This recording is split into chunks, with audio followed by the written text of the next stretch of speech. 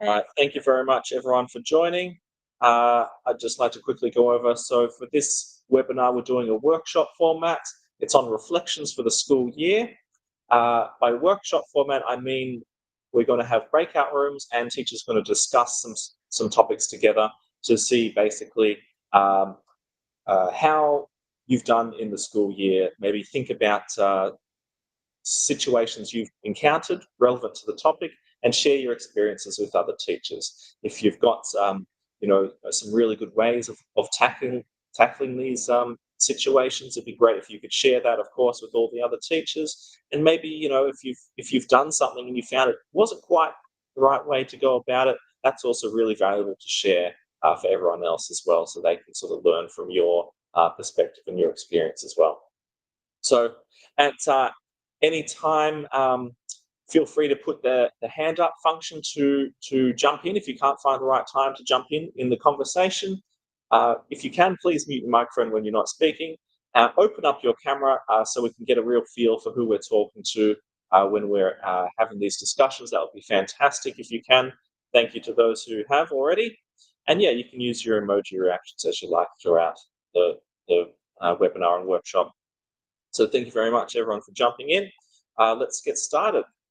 So this format, I'll just quickly go over it again. Teachers have sent in topics before the workshop via email. So I've already compiled them and created a bunch of discussion points for our teachers to talk about in this workshop. You don't have to stick to the discussion points, but it is just something to prompt you if you're not quite sure where to start in terms of this conversation we're going to have all together. And then we're just going to have the workshop now. I'll go over some of the topics. I might even like to get a bit of a vote here.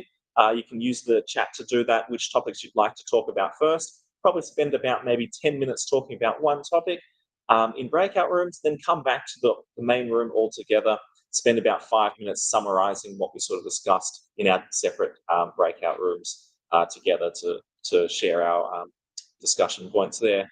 And then we'll choose another topic and do the same thing. So another 10 minutes or so, depending on how we feel the discussion's going. Do you have any questions at this point in time? You can feel free to unmute or put your hand up or just type it in the chat.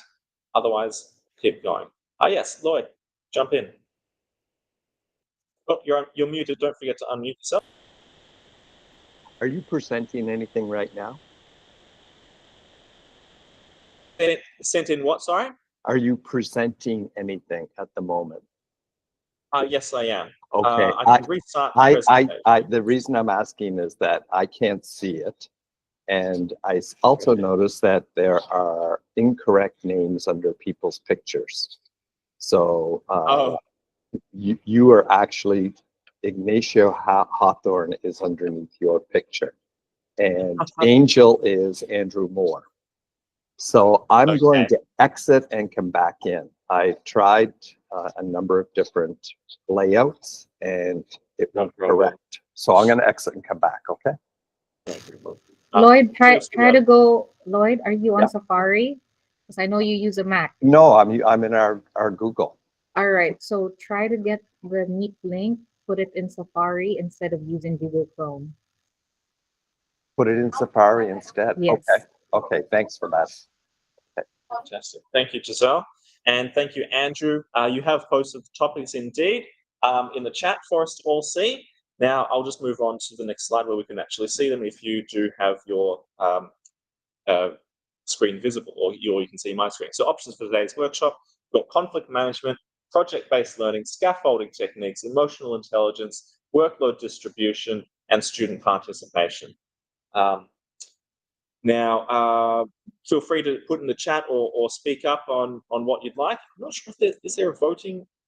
There actually is a poll in here. Let me see if I can do this really quick. That's a good idea. I'll put in a nice poll. Sorry, I should have prepared this ahead of time. I only thought of that now. All right. Got these techniques put here.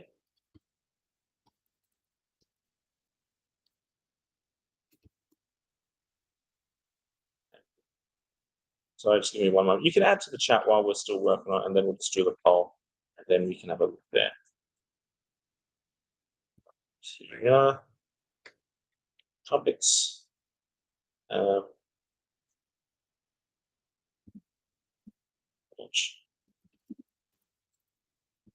Working. Poll wasn't launched. Try again. That's rude. Try that again.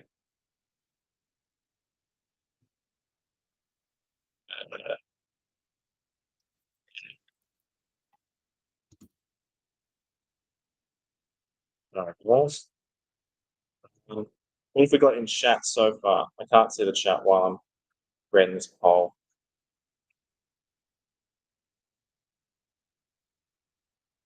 Okay, all there. Watch.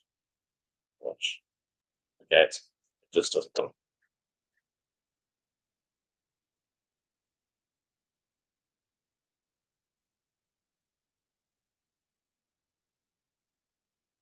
We'll forget the poll because that's not functional. All right.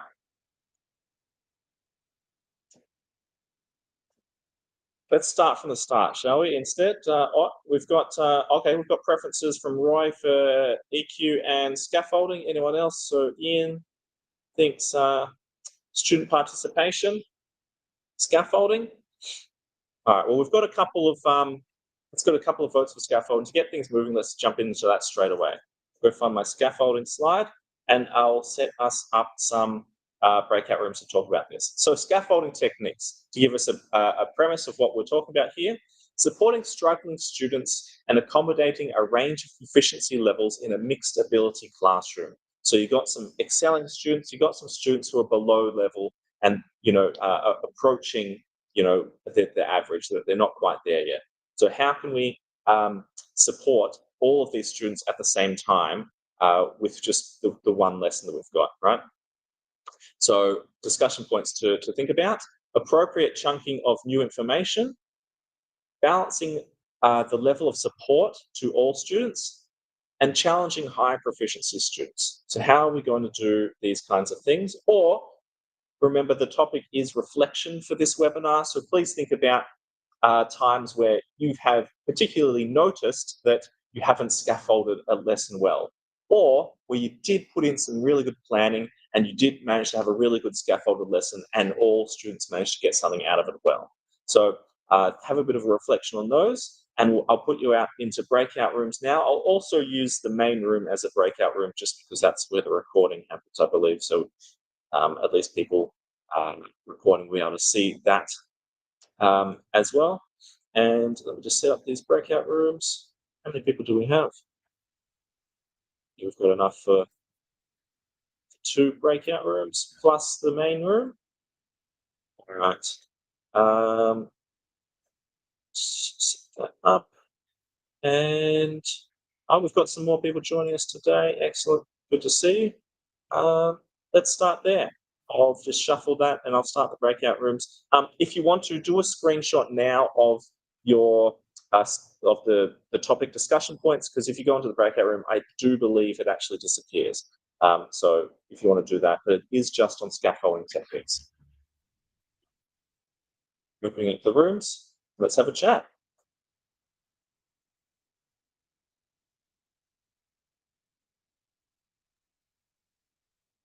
All right, it's automatically slowly putting everyone into the rooms. I might be able to move some people around manually if it's not quite setting up properly.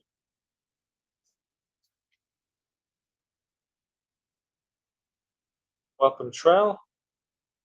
All right, how's our breakout rooms going? Okay, it's not actually separating all of us. A few of us have jumped off into another room, but we've got a few here. I'm going to see if I can manually move these around. I already have manually moved them. They're just not jumping into the other rooms. Right. Let's just start now. So, scaffolding techniques. Who wants to go first? Andrew, perhaps may I volunteer you if you don't mind? Sure. So realize that I teach math primarily, which means that this may not apply to all lessons or subjects.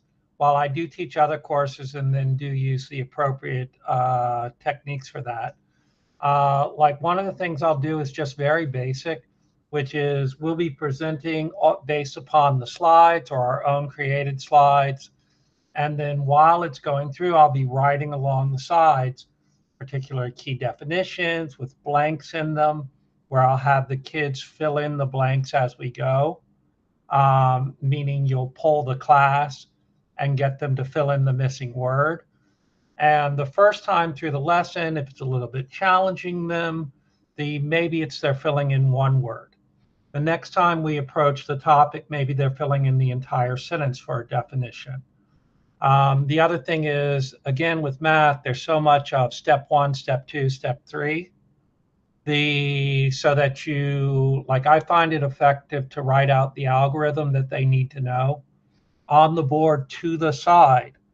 What that does is once we start into the us time or the them time, if you prefer the production and the practice phase, then it allows me to, while I'm trying to get them walking the room, I'll literally walk up to the board and just go like this, point at the board, and get them to walk through verbally what they're doing or what they're supposed to do by referencing the material that's already broken out that way.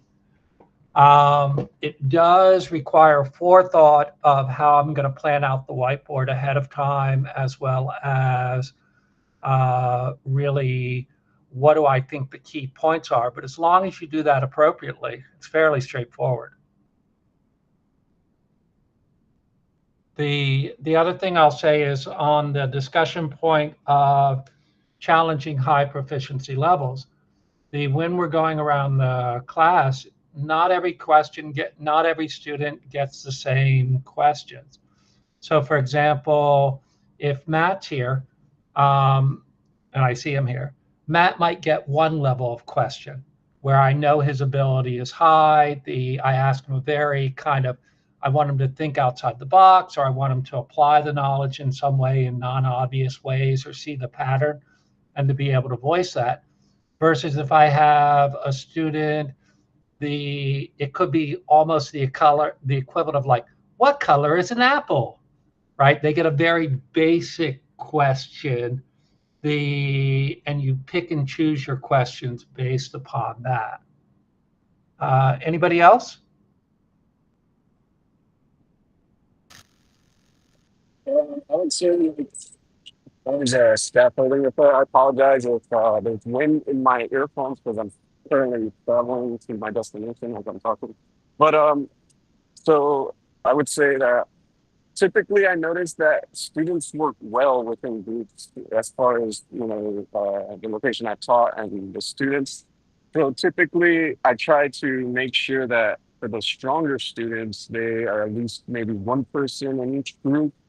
As far as maybe, let's say, if there's 4 to 5 students that are top level performers, trying to get them into a bigger group where maybe we might divide up some of those students. Let's say we have a medium range or just a medium range, and then the lower end students, because what I notice is that if they're not understanding the concept, it possibly could be a couple things. It could be a language barrier, maybe their level of English isn't as high proficient, or the other aspects would be if they're not understanding the concept, there's a possibility that another student speaking Thai can explain it better, or maybe in Thai so they understand the concept. And then to challenge the higher level students, I would, for example, let's say there's somebody that's not understanding the concept and the other person is, and typically they won't just start telling each other this information. You kind of have to get them to start. So you have to say, okay, well, that's great. You understand it. Well, why don't you try helping this student understand it? And then that's when that challenge then comes into play. And if they all understand, then it's like, now let's get into critical thinking. Okay, so you understand the concept. How do we apply that in the real world scenario? We're learning this concept, but what are we doing? What's the reason to learn it besides you know this extra information, how can you apply that in real world scenarios? That's my take on it. Yeah, I'll say, Jamie, you do or James, it sounds like you do a version of what I also highly recommend, which is, I'm going to put it differently. You're doing students teaching students, or you're making use of students teaching students. So you're pairing your high ability students with low ability students, and that you've made the realization that both people end up benefiting from that. Even if all the high ability student does is rephrase exactly what we've told them, they're putting it in words, if necessary, in Thai, in a language that they can understand for your lower ability students. Oh shoot, what happened? Yeah, that's exactly it. Yeah. Yeah, the same here. Ian, do you want to jump in? Oh, did you call me? Yep. Oh, yeah, sure. I can talk about some scaffolding techniques I tried. So I teach the M1 science students. So English might be, one of their lower, I guess, proficiencies. So what I discovered early on, like for example, on a test, I'll say, draw a tornado and label it. Most students will understand like the word draw, but they wouldn't know the word label, because label is an academic word. So what I discovered that even though I teach typical science vocab, I'll teach, what a tornado is, what a front is, air masses, things like that. I also need to teach academic words that are on the English side. I need to teach them the word label. I need to teach them the word analyze. I need to teach them word, conclusion, things like that. Because the lower level students, if they see the word label, they're not going to know, I want you to do more than just draw a tornado. I want you to label each part of the tornado. This is where the air comes out. This is where the air goes in. And so what I did was I tried to tell my students in advance, not the questions on the test, but the words that will be on the test. So here are the academic words you might see on the test. You should prepare for the test by looking up these words if you don't know what they mean. Maybe, go to like Oxford Learned Dictionary and things like that. So that's what I try to do. Yeah, 100%, Ian. Again, I'm so sure this is something we're all doing. But I also, like this year, I was teaching we teach a variety, so I teach all the way up to M5, M6. But I was also teaching M1 math. And one of the challenges is always students understand about 10% of what you think is obvious and what you want them to do. And you have to go through. So yeah, 100% of getting them to understand what on the math side might be simplify, evaluate, draw, label, image, all of those things. So good. Did you have anything else you wanted to add, Ian? Not off the top of my head. Okay, what about Roy? Did you want to kind of jump in on the topic? Yeah, sure. I also teach math for M1 and M3, so I do, start my presentation with asking a question that would help, pave the way to the lesson plan and objectives for the day. So it usually helps with helping define terminologies and things like that. So it's pretty much generally what I think you talk about how you do stretch.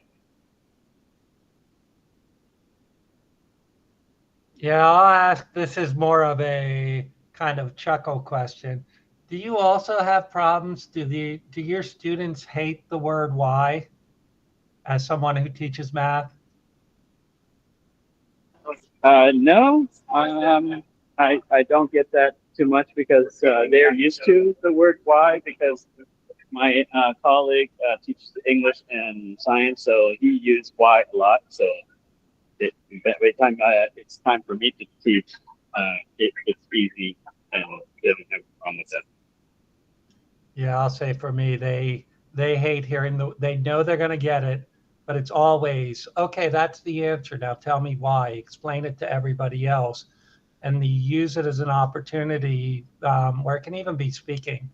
They have to kind of tell the rest of the class, explain what they were doing, and they'll choose words which are naturally going to make sense to the kids, whereas we might use some specific words or with specific meanings that they don't get the nuance of. But yeah, go ahead. I actually use the word "show me the work." Show me, show me how you get to that answer, and get to a point where everybody's saying it before I asked the student to do it. So if someone was on the board and is answering a question, the other would say, "Show me the work." So it's like a game. That's right. Yeah. What about you, Josh? Scaffolding, do you have any thoughts on the topic or? On scaffolding, yeah, quite a bit actually. I think it's very important to scaffold the lessons and start at like lower levels and let them work their way up. So when I do a lesson, I try to go easy at the beginning and then maybe have them work in partners, but you always end on independent practice and you have them, the difficulty gradually gets higher and it helps them to develop the skills. But it also, I think it builds confidence in the lower students where they can feel like they can do it at the beginning. Then when they get to the higher levels, they don't feel as, like insecure about trying. If you start with the hardest questions, they just give up. Yeah. Yeah, absolutely. Thanks. Also, good to see you, Josh. Good to And see you, everyone buddy. else that's joined. Sorry I'm late. I just got home. No worries at all. I brought the breakout rooms back together, and I was sort of switching between a few of the rooms there, and we were having sort of parallel conversations, actually about group work of students and how to form those groups, like the proficiency levels within those groups. How do you tackle that? And there was actually opposing views in the different breakout rooms, and then I believe Lloyd actually started talking about how his experience were flipped. Do you want to share with us that conclusion that you sort of had there, Lloyd? I think that's really good for everyone to see sort of a bit of both sides of that one. So, sorry, is Lloyd You mean back about in his putting main kids room? in the groups? Yeah, because both groups were talking Yeah, about this particular topic. Giselle's aware of this because for years, like for 6 years, I've been doing this student-centric group seating, and the teacher usually determines who is in each group after about 6 to 7 weeks of working with the students. And you try to mix them so that you have the high achievers with the medium capabilities with the struggling students, and you have a team of 5 or 6 where they're mixed. And the notion is that the students that are struggling will learn from the students that are the high achievers. And the high achievers, we usually would make a team leader, so they know they have some responsibility to bring the other ones along. And this worked beautifully at SJC for 3 years. I come to this school, not working at all. And I can't tell you why. I can only share with you my experience, but I really have classrooms where the really smart students only want to be and work with the other smart students. And they do not want to help the struggling students. Now, it's made my life a little bit easier because I can have 2 groups of students that are challenged, and I can give them more independent focus, and I can sit at their teams and help them. So it's helped in that way. But I just think psychologically, it's interesting how this idea of having heterogeneous groups, a mix, isn't working for me anymore. That they have to be homogenous, they have to be like that. I don't have a conclusion. I can only share with you my experience. Yeah. I think that's really good to see from both sides there. Josh, you want to jump?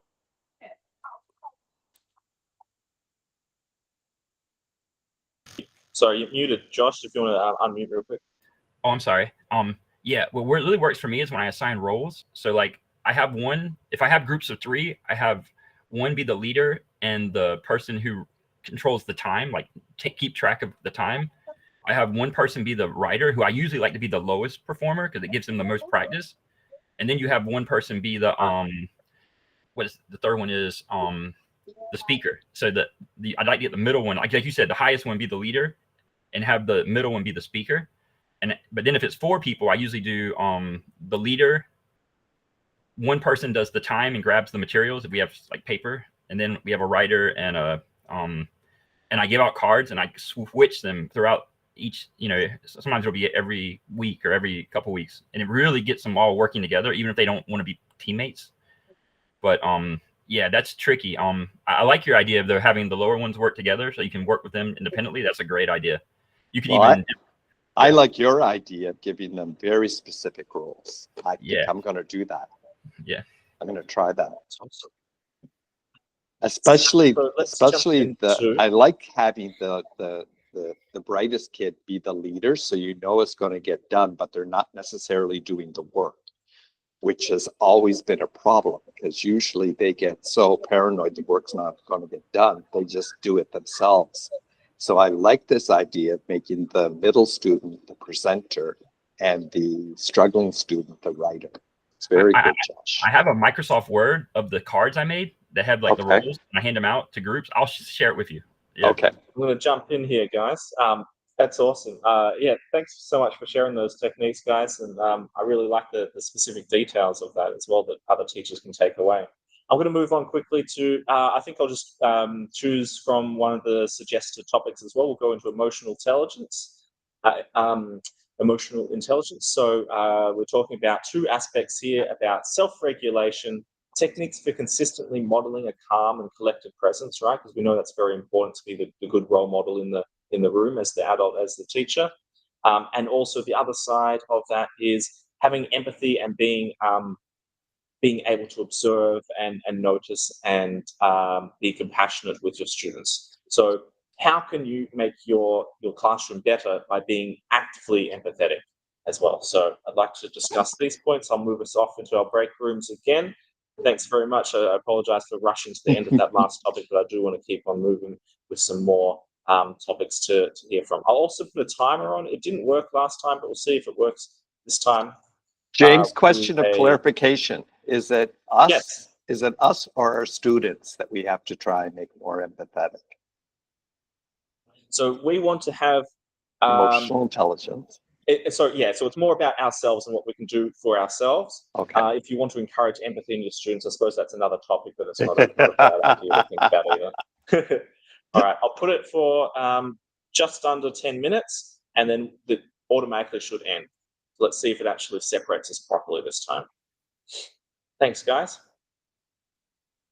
Should be starting now. Let's go. Play another randomized set, so hopefully we're with some different people we can chat to this time.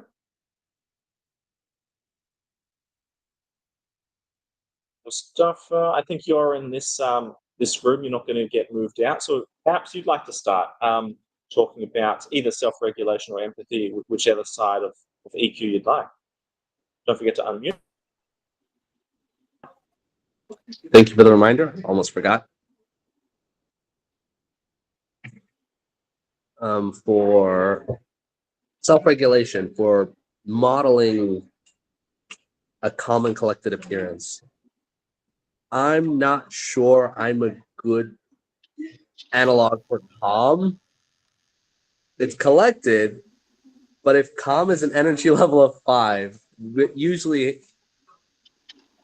my personality ends up with a consistent energy level of an 8. So it's just 8 all the time in a classroom. So I think there's 2 aspects to the word calm. You can be calm in the sense that your energy isn't high, as you're sort of saying, but or like if you're not calm, you would be high energy. But I suppose more emotionally calm, as in you're not having turbulent emotions. So whether you're maybe speaking louder or you're moving more, you've got more energy, but it doesn't necessarily mean you're being you're expressing frustration or disappointment or anger or irritation. You know, I feel like you can still have energy and still be emotionally calm, if that makes sense. That is exactly what I'm told ends up happening in the classroom. I, as the teacher, am hard to judge. So, but what I tried to do is, like you said, keep the same optimistic energy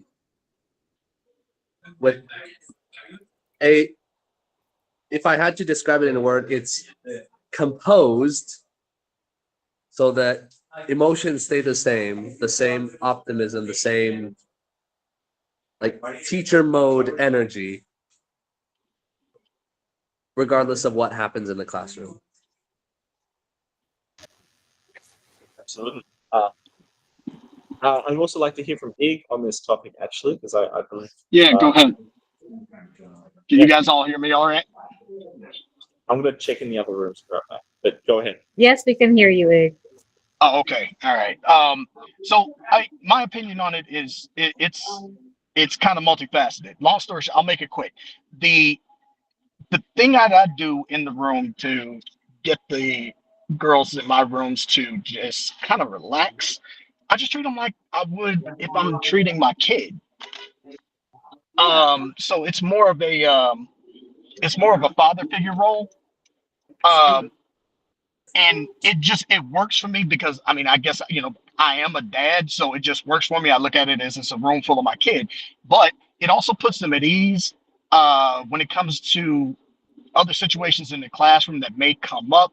There are some emotional issues that'll pop up in rooms, things like that, and when they feel that they have a quote unquote parent figure in the room, it tends to get them to lower their guard a little bit, and also to build a modicum of trust. So, and that tends to bleed over into what you get out of them in the classroom at the same time, because one, they feel that they can trust you. Two, that they feel that you have their back at all times. So they may be willing to try a little bit harder. At least that's been my experience at SJC for the last 18 years. Hope that helps. Mm-hmm. So I'm going to add to that. You mentioning that positioning yourself and acting as a kind of father figure parent role in a classroom makes a lot of sense, because I remembered what I end up doing with students. I tend to work with upper level M5 and M6 students a lot. And I am still one of the youngest in the school. Okay. So I'm 26. 25? Okay. Then you'd still fill a role. Yeah. As like a big brother kind of thing. Exactly. So I build a rapport as it ends up being a rapport closer to a peer than a teacher. Yeah, that has a lot of advantages. Yeah, which it doesn't work with all kids, but it helps a lot, especially if students have issues with something on the subject or just need like life advice and career advice. That right there, that's what we're talking about. Because my thing is, a lot of the younger teachers who come through, they're like, well, yo, man, we can't be a father figure. I'm not that much older than these kids. And and that makes sense. But the thing is, it's like when you're playing a peer / older sibling role, it has the same effect. And sometimes it can be even better, because then the kids feel like you can understand them on their level, because you're not an old person like myself, where some kids might say, okay, yeah, I've got this with you, but at the same time, yeah, you're kind of old, you might not understand, versus somebody like you might come in and they go, okay, hey, you get what I'm going through, because it hasn't been that long ago that you were in my shoes. So that helps a lot too. Yeah. Makes sense. Yeah, Thanks, you're playing a Ig. good role, man. Oh, no problem. Thanks, Mustafa. You're both. I know I've seen you in classes, so you've maintained good emotional stability in the classroom. Neither of you have ever, lost it at a student or, Right.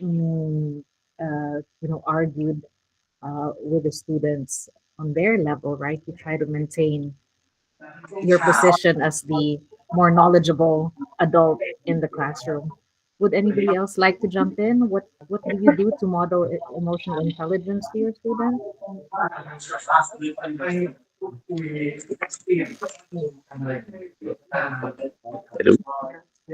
All right, can you mute, please, Mustafa? I think we're hearing your background noise.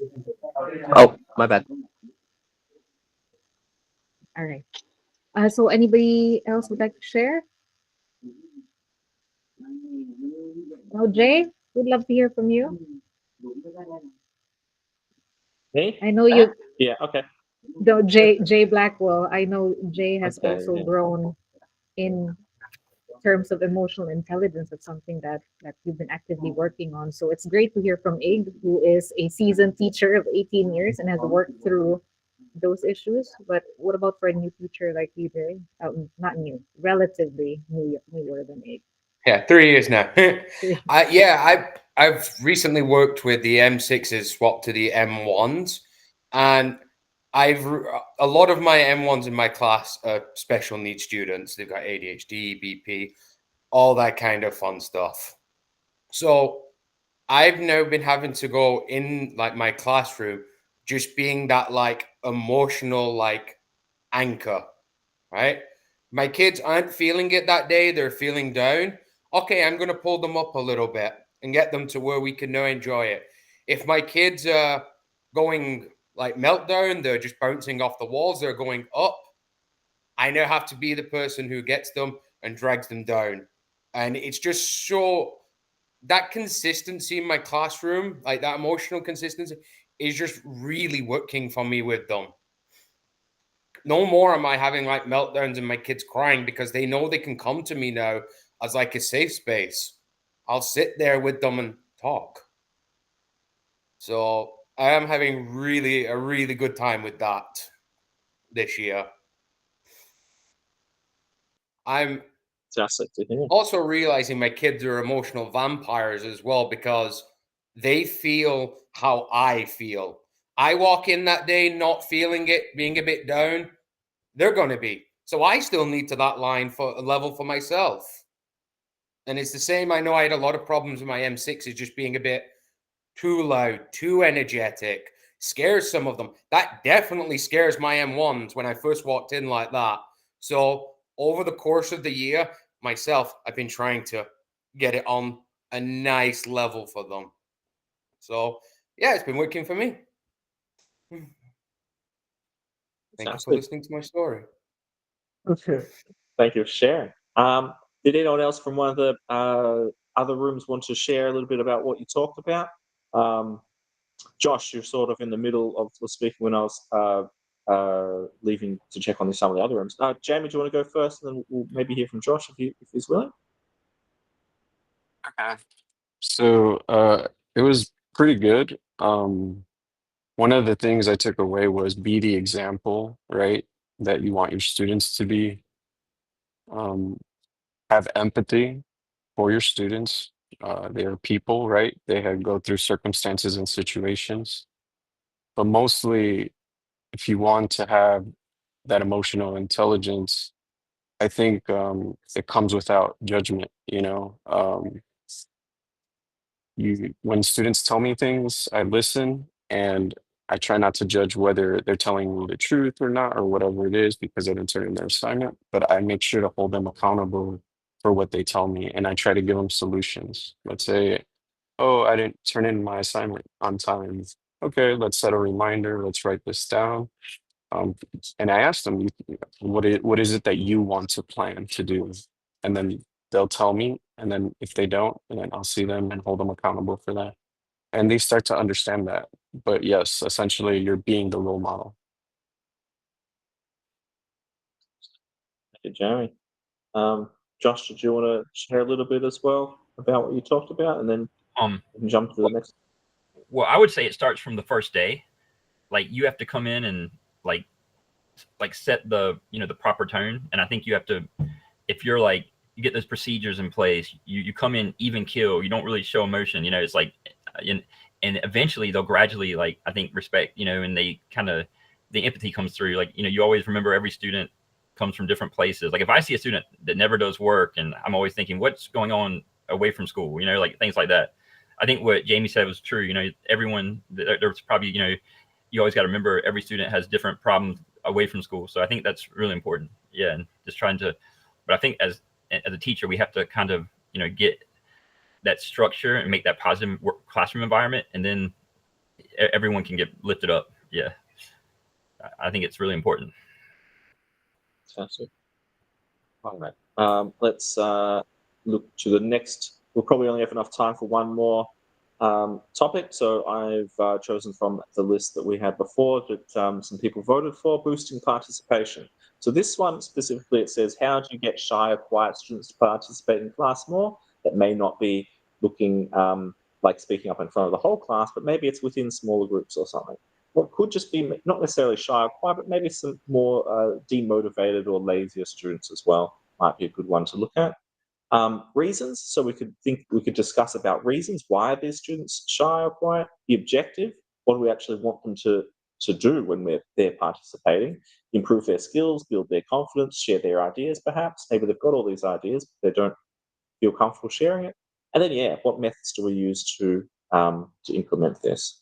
And yeah, so I'll put us in the breakout rooms again, and let's have this last bit of discussion with who's here. Let's see if this is working. Okay. Should be in the breakout rooms now. Start.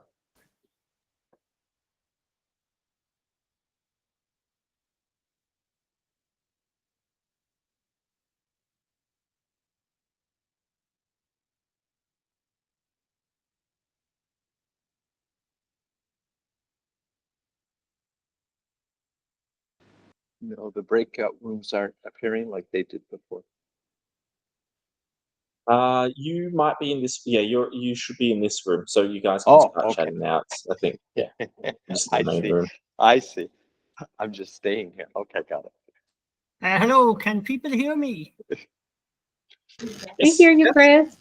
Okay. I can't see anybody, and I can't even see myself. So I think I'm having issues, but no, it's good that you can hear me. That's good. Would you like to give us your thoughts on boosting participation, Chris? Sorry, I missed the beginning. It's student participation, is it? Yes, correct. Well, look, I mean, my thoughts on it are that, okay, so in my classes, I have about 30 students in each class. Some classes a bit more, some classes a bit less, but on average 30 students. So you're dealing with 30 different personalities. Student participation in terms of different things, I think, work for different students. I think some students work better in, say, group work, you know, project work, where they're part of a team, I think.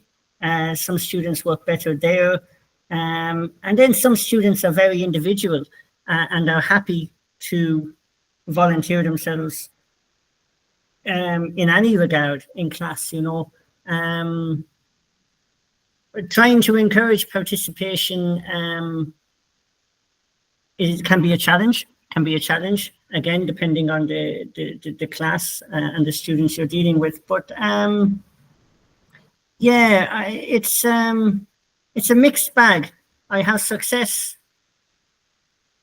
and then I have times when we could be more successful, for sure. But in terms of tactics, or what's the word I'm looking for? Tactics, I suppose, tactics that you can use. I'd love to hear other people's ideas or what they do to encourage students who are, I suppose, reticent, or students who are shy. You know, does anybody have any ideas I can tell you two things that I do.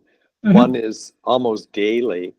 when they're having to answer questions about the materials we're going over, I use the wheel of names. So once your name comes up in the wheel of names, you have to speak. And Okay. I always make sure that when they do presentations, that when a team presents, everyone has to have a slide that they present. But participation isn't just about speaking. Participation is about asking questions and being engaged and involved and doing your assignments, etc. Yeah, I agree with that. Yeah, for sure. And I think that sometimes we're guilty of the social preference for extroverts, and we think everyone should be able to speak publicly and talk comfortably. And I've got students that just by their nature aren't. They're shy. Mhm. So do you know what I need to do? Back off. That's what I need to do. Don't Yeah. force people where it's not a part of their nature to be outgoing and flamboyant. It's okay to be introverted and quiet. Don't injure them. Just be respectful of their space. When I think of my Alice in M3, like she's just quiet. Just let her be. She'll participate as best she can, but don't push her. Yeah, yeah. And you know, we tend to think everyone should be an extrovert. No, they shouldn't. They should be who they are. Some people are introverted, and just let them be and be respectful of that. Mhm. Thank you, Lloyd. Andrew's got his hand up. Want to jump in? Yeah, I would actually. So, Lloyd, I agree 100%. Not all participation is verbal, and we do often have a preference for kind of the extroverts. What I would say is the first step is figure out what you want out of the kids, what you're going to accept. So, for example, that can be demonstrating like I pass around my iPad and we use the Apple TV projected up on screen. They get the same points for participating, the doing the problem, showing their kids without saying a word, right, as the person who verbalizes what they're doing. Find ways for your non-vocal students to get recognized for participation. I would say the key is once you've decided what behavior you want to get out of the students, is think about how do you reward them in a manner that is going to encourage them to get more up. Because if you want something out of somebody, you have to figure out the reward for which they'll work. And that can be recognition in front of the class, whether it can be recognition in other ways to the Thai teachers, etc.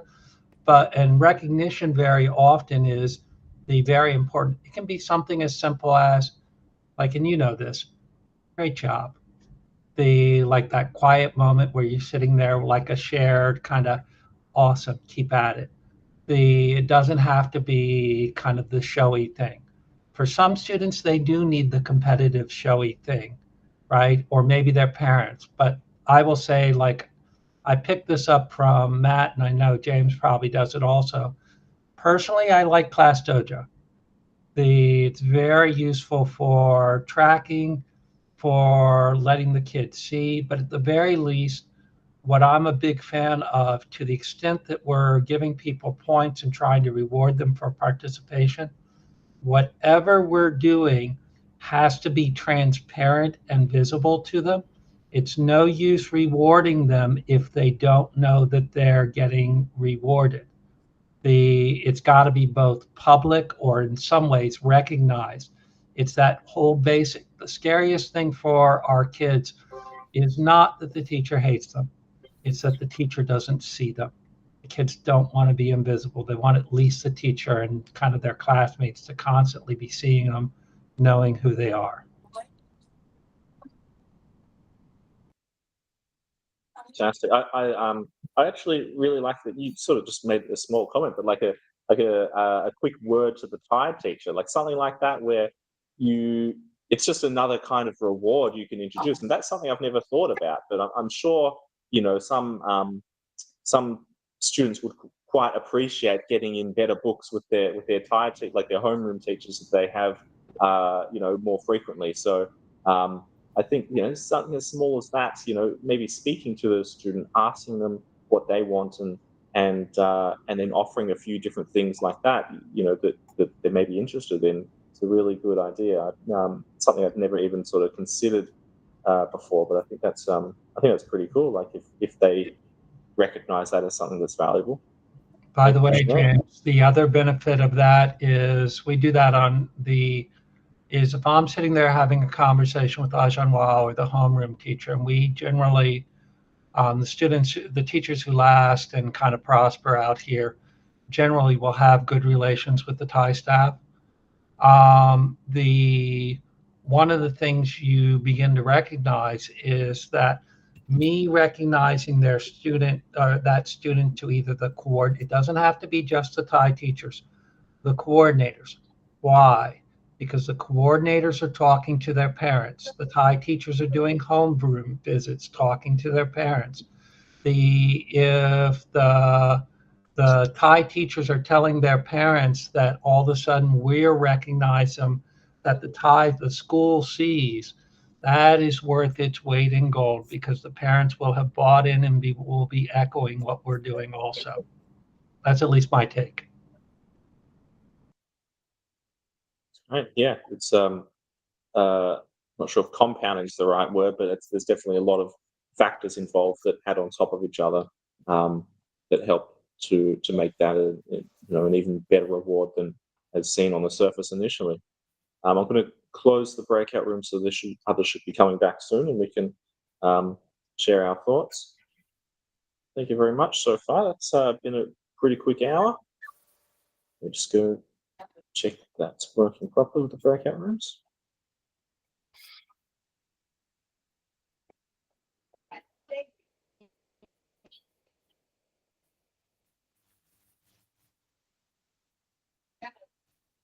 Right.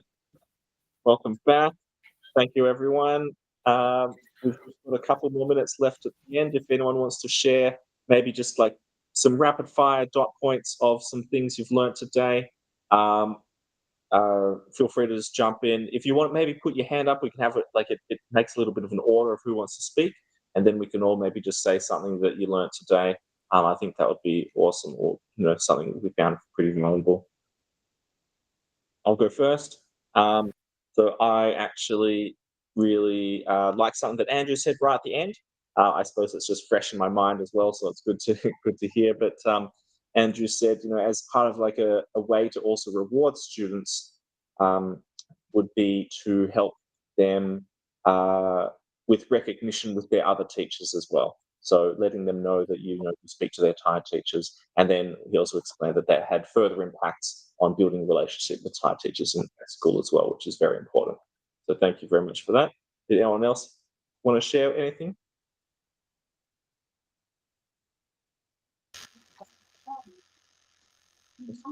And then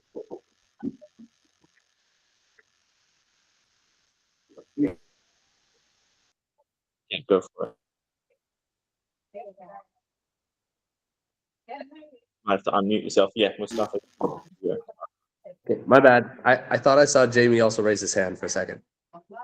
Jamie can go. You go. Yeah. I learned some alternate ways to help students who seem to have trouble speaking or tend to have a hard time communicating with teachers. So I learned some alternate methods from Jamie, Ig, and Josh. Jamie, what do you want to say or share? I think it's just understanding, right? The student, the empathy part. Like, how does it feel like when you were shy at one point in your life? How would you react when somebody would say, hey, and this and that? So I think that there's different approaches, involving other students. So my method, and I've learned some other methods today that I definitely will implement, is I tell other students, I'm like, hey, why doesn't everybody help this student out? You know, let's help each other out, and then try to promote that. And then the student gets comfortable that others are helping, and then they are able to speak. At least that's what I noticed. Okay. Yeah, absolutely. Chris and then Roy. Yeah, I just want to commend the teacher who was saying how made the point that, you know, participation is more than just speaking, you know, that it also involves other factors, other aspects. I thought that was a good point, well made, and that's something that I'll take away from today. And you know, thank you all to the participants. Thank you very much. Roy. Yeah, just wanted to say that I'm a first year teacher, and I was feeling guilty for a while for using the smart kids in class to interpret in Thai sometimes when there's a concept that is pretty complex. And I didn't want to spend more than 5 minutes on scaffolding or explaining in English. So I use that a lot, and I don't feel guilty now that I know that other teachers also use that. Thank you for sharing, Jaime. Thank you. Jay's got your hand up as well if you want to jump in. Yeah, I've enjoyed the talk that we had earlier on, where we was debating putting high performing with low performing students versus just having more homogenous kind of groups. I'm going to go on and think about that for a bit. Thank you very much. And I know someone else made a comment earlier about something Josh shared about the having specific roles in groups. So like the writer, the leader, the speaker, the organizer, something like that. So I think a few people were going to take that away as well. So thank you very much for sharing that one. And Lloyd, I shared the form with you. Thank you very much, Josh. It was me, James, that said that was something that I had learned. And Josh, I got your form. Thanks very much. Awesome. Thank you very much. Andrew, you've got your hand up too. Jump in. Yeah, I would actually, I just wanted to give a comment relative to the debate about the group structure. And it's that every class is different. What works for one class doesn't work for another. My suggestion is you have to find out where the class is and what works for them. Very good point. Rely upon the same strategy for every class, you're losing a lot of teaching on the table.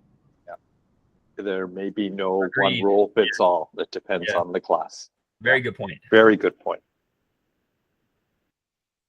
Awesome. Thank you all very much, everyone, for jumping in today. I really appreciate it. I've learned a whole bunch myself, and also very happy to see you guys learning some things as well. So thank you very much. I'm looking forward to doing more workshop format little webinars, and I'll also look at changing the time as well for these webinars. So I'll be putting a poll out probably after the holidays to see, for the next year, what kind of times period we want to put these out, just so maybe we can get some more attendance. I may even run multiple, like throughout a day, just so, if we want to do it throughout the day, more teachers can join whenever they've got a free period here or there. And if it's workshop format, then, maybe you're just there for one topic, and then you're sort of able to join and get some value out of it just for talking about that topic. And then, you don't necessarily have to be there for the whole thing either. So I think that's really good value. So again, thank you very much. Really appreciate the attendance. I'll put the recording up on the Google Classroom as usual, and send out an email with the link and all that. So thank you very much for attending. I'll about the attendance for those participants today. I'm going to be handing out those certificates, digital certificates later, probably starting next week. Just need to organize that, make sure it's all ready to go, and then send them out to you guys. Hopefully you can use that for your professional development. Chuck it on what is it, like as proof that so you've been working as a teacher and improving yourself as a teacher as well. So yes, I also like that idea, Andrew. Different subject teachers workshops, so maybe English, math, science. That sounds fantastic idea. might even do like a Pratom level and a Matiom, upper Matiom and stuff like that. But yeah, all right, thank you very much. Have a good night, guys. I'll Take care, everybody. Cheers. Thank you, You too. everyone. Thank you. Bye-bye, everyone. Bye-bye. Thank you. Bye, everybody. Great job, James. Thank you. Bye Thanks, James. bye. Good to see you, Thank you, Josh. James. Thank you, Appreciate it, James. Thanks, James. everyone. Cheers. Cheers.